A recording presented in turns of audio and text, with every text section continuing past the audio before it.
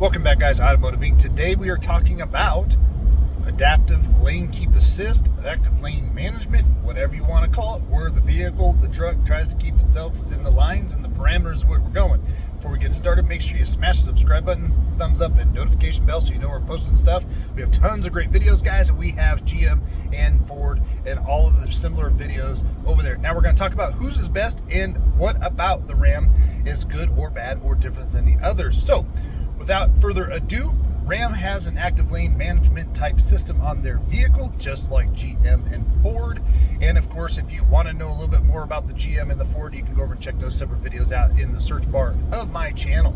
So I get this question asked a lot because people don't like active lane management. Now, if you're just driving your truck and you don't have a trailer behind it, I would encourage you to try it out.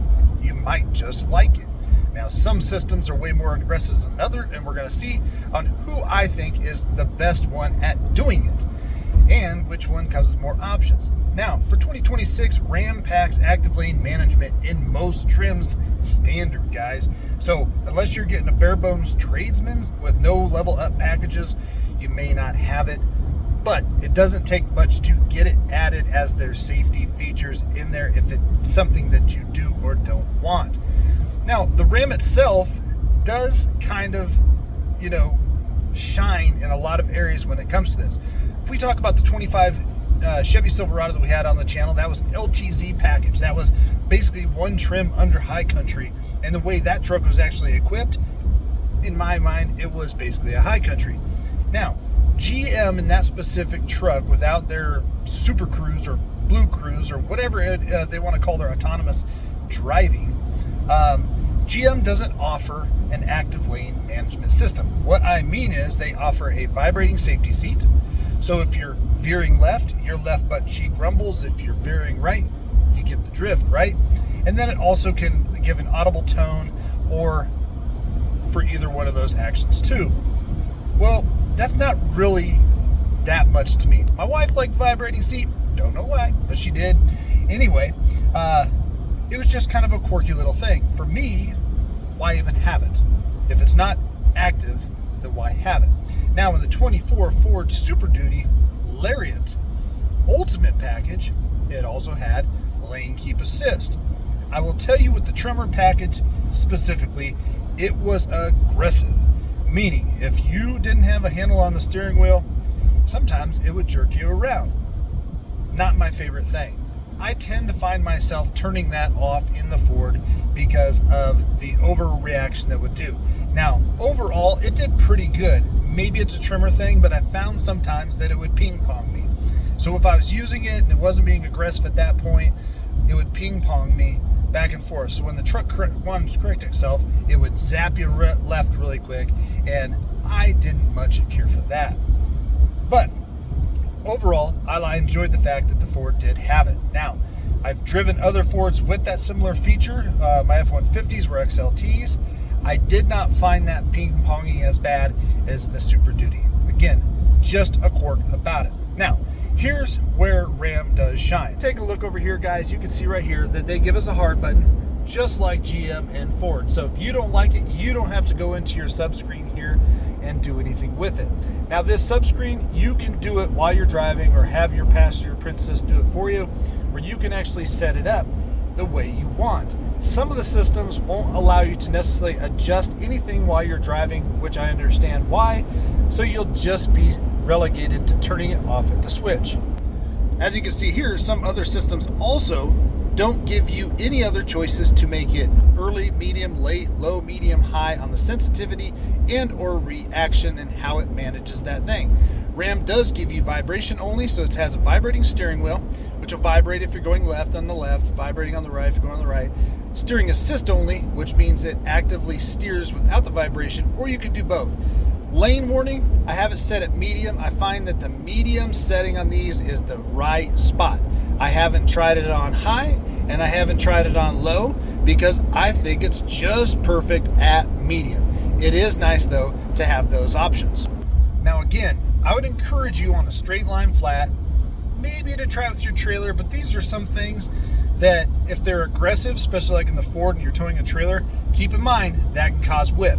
So find out the limitations of the system that you have before you just jump into it and hook up your 40-footer in a high wind and you got this active lane management on, and boom, it makes a bad decision for you.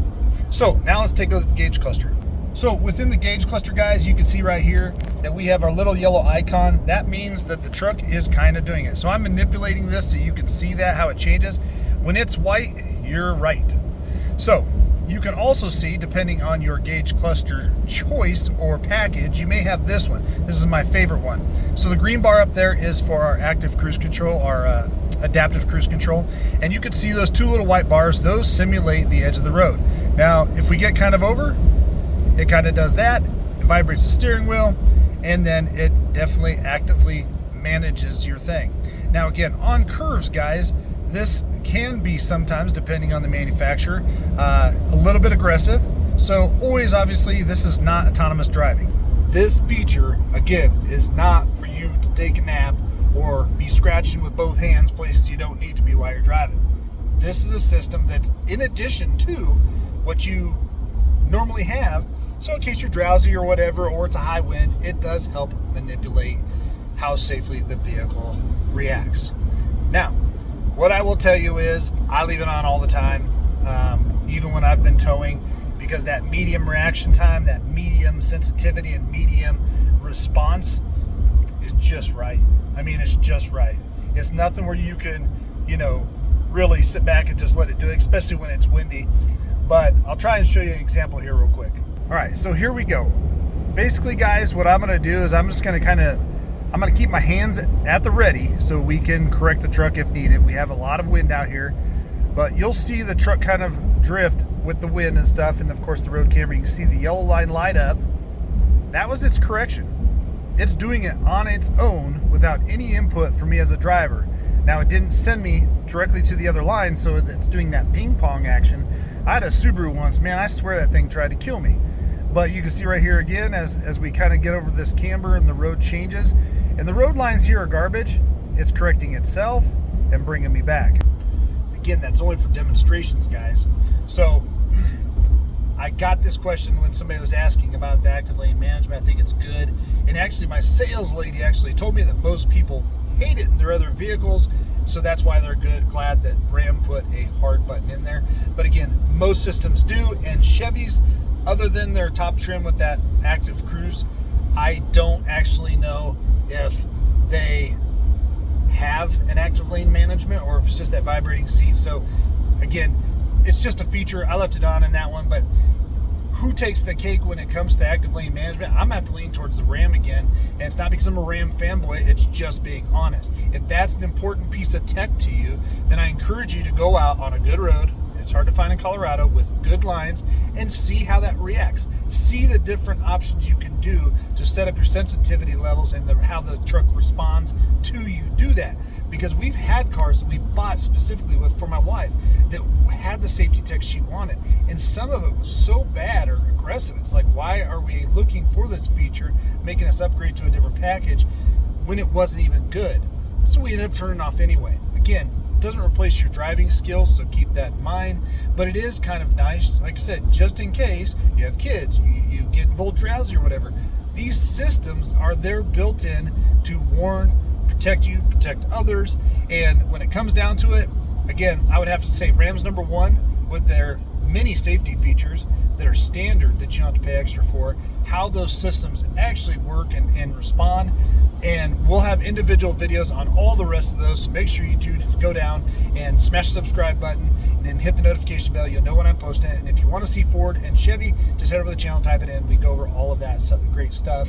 And I gotta say that, yeah, it would have to go Ram first, Ford second, Chevy and GMC third, and we're talking HD trucks right now, so we're not necessarily implementing that, although most of the systems are carryovers in their half-ton and their SUV models, so just keep that in mind. As always, guys, I appreciate you guys being here. I'll catch you on the next one.